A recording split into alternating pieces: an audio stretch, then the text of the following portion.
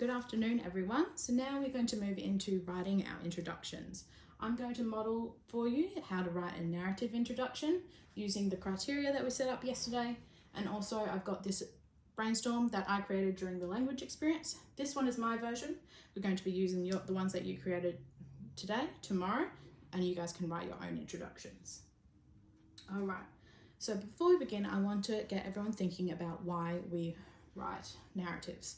We really want to engage our readers. We want to create and build this world that they're totally immersed in.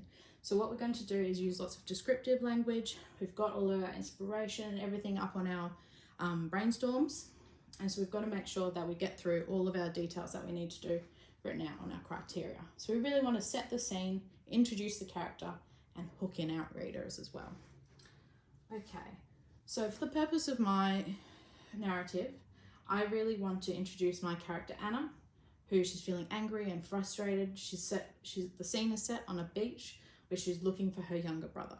Her younger brother has climbed up to this lighthouse, and that is our hook into our story. Okay, so everything that we've got in our brainstorm is making sure that we're setting the criteria of our introduction. So to set the scene, we've got all of our what the scene looks like, sounds like, feels like, and tastes like. Our information on our characters are our look. We've got what she looks like, what she feels like, the relationships she might have that are important, and any actions that she's doing. And we remember when we're describing our scenes and we're describing our characters, that we're all aiming towards the hook, which is the thing that ties our whole introduction together and leads us into the rest of the story. Okay, so what I want to achieve is I make sure that my readers get to know Anna. They know where she is and how she's feeling, and then I want to really engage them in that hook of the story. So in my story, Anna is on the beach. It's windy and stormy and blustery, and she's feeling cold and angry that her brother has run away and he's climbed up to this lighthouse, and we just want to create some air of mystery and suspense. Okay. So in my first sentence, I really want to introduce Anna, and I also want to set the scene of that it's cold and wet and blustery. So to start, I might have a sentence that starts like a shiver ran down Anna, capital letter from the name, Anna's spine. See how I've used spine instead of back, and we've got some really imaginative language. So we can really set the scene of how Anna's feeling. But I also want to make this a more complex sentence, so I'll add some more detail on why Anna's so cold. So a shiver ran down Anna's spine as icy wind whipped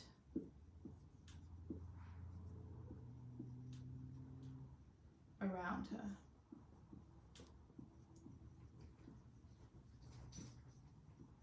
Full stop. All right, now I'll make sure I read my sentence back, make sure there's no spelling mistakes, and it all makes sense as well. A shiver ran down Anna's spine as icy wind whipped around her. All right, it makes sense, I like it, and I can adjust it later if I need to. Okay, so now I want to add more specific detail of where Anna is.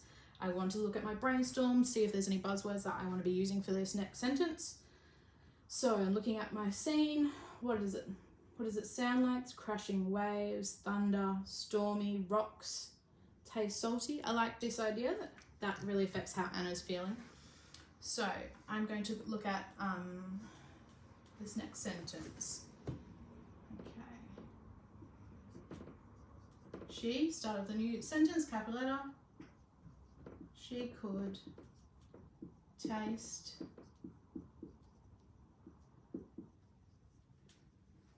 the salt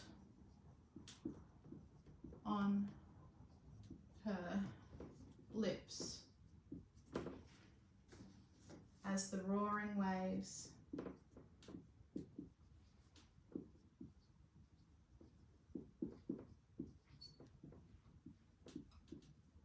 see, I got this from my brainstorm. I like to use the words that I've created from there. It just really paints the picture. as the roaring waves crashed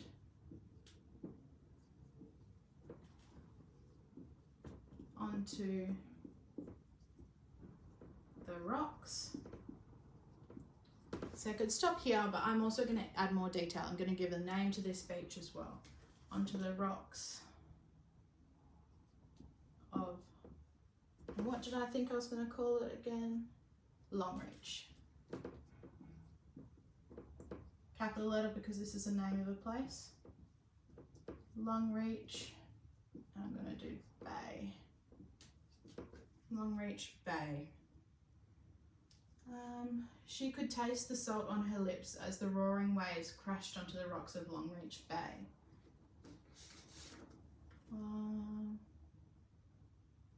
Beautiful. All right, I might add to the.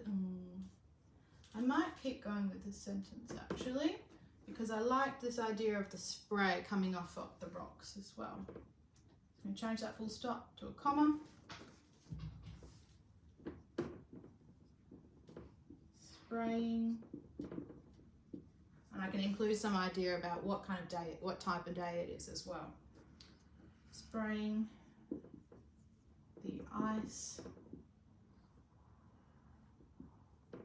cold mist into the crisp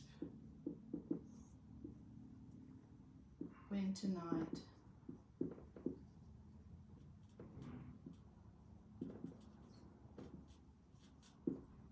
Full stop. All right, let's read that one again. She could taste the salt on her lips as the roaring waves crashed onto the rocks of Longreach Bay, spraying the ice-cold mist onto the crisp winter's night. Beautiful. Okay, so now I want to describe Anna a bit more. I want to picture more of what she looks like, where she is, what she's thinking and feeling. All right. And I also want to remember that I've got to start leading into my hook here. Probably only want to add another 2 sentences. So I will need to remember what my hook is, that I'm leading towards her looking for her younger brother at this lighthouse. So I want to get more into her mind frame as well. All right. So.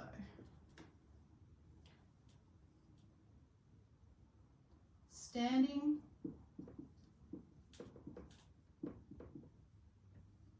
Now remember the capital letter, beginning of the new sentence. And it's not a new paragraph, it's just a new sentence. Our introduction is just one whole paragraph. Standing below the towering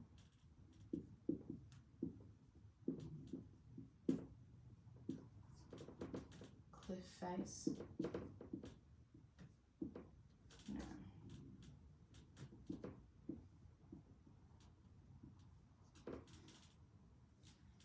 Comma. Anna, name, capital letter. Anna wrapped her tattered scarf around herself. Change that. Self tightly.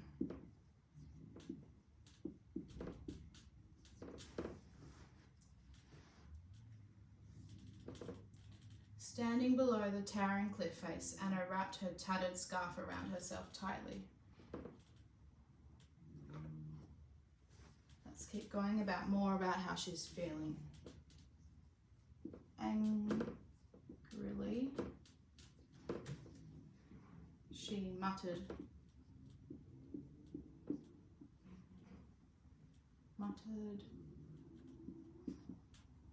Oh, mistake.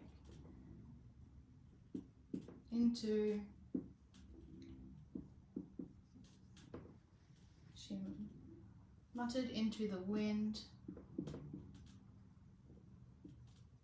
about impossible.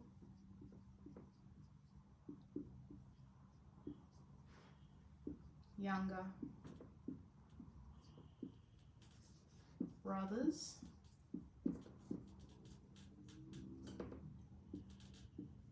and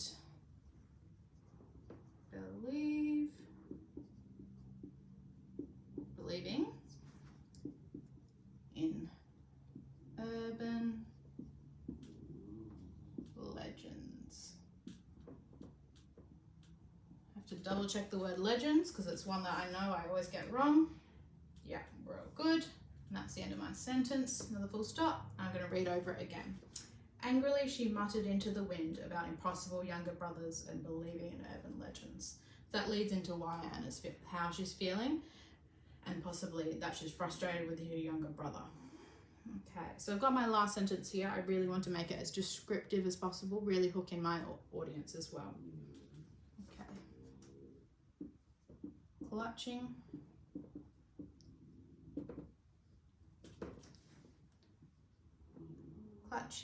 at the jagged rocks, comma, Anna, capital letter, pulled, this is where she's starting to climb herself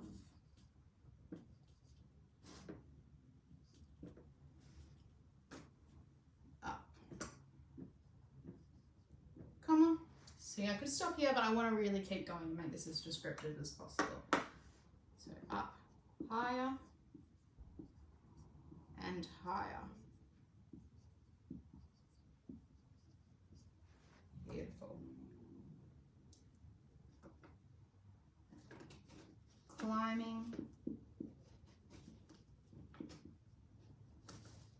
towards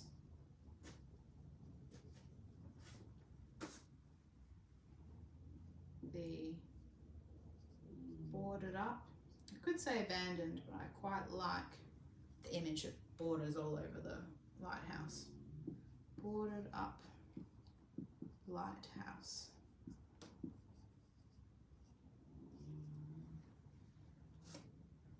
Now I want to give a little bit of imagery, so I'm also going to add a little column there. A stark white pillar against a darkening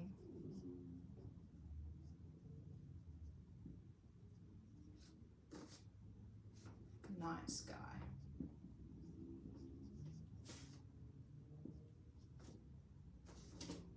I might just change that end bit against a darkening night sky.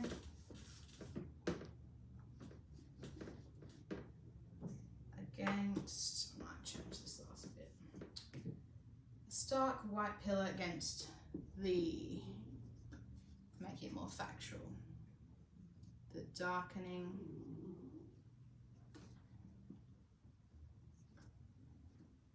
sky above her.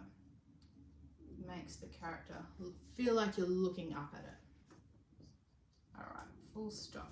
Beautiful. Okay, now let's reread it all, make sure it all makes sense and it all flows, and keep in mind that we want to describe the scene, we want to introduce the character, and we want to have that hook. So I'm checking for all of those things. Okay.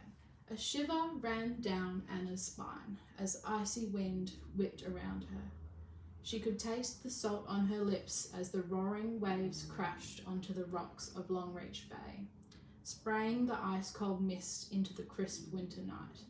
Now I think I might go back, put a full stop there, and make that a new sentence. Alright, let's try that again.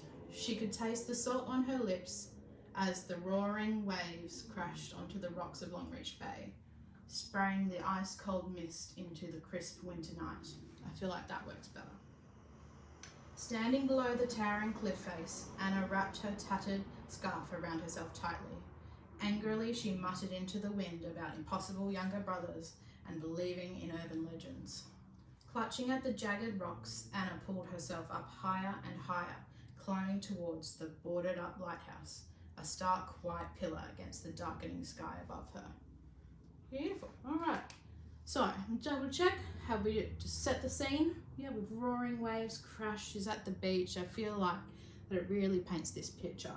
I know I've started to get to know who Anna is. I feel like it's a bit more of a mystery that we can unravel in the next paragraph as well. But we know that she's frustrated with her younger brother. Where she is really detailed. And also we've got that hook. Anna's heading up towards this abandoned lighthouse. We want to know where she's going, why she's going there, what's this brother done. So we've checked that we've got all of these things, set the scene, introduced the character and the hook. All right, now it's your turn.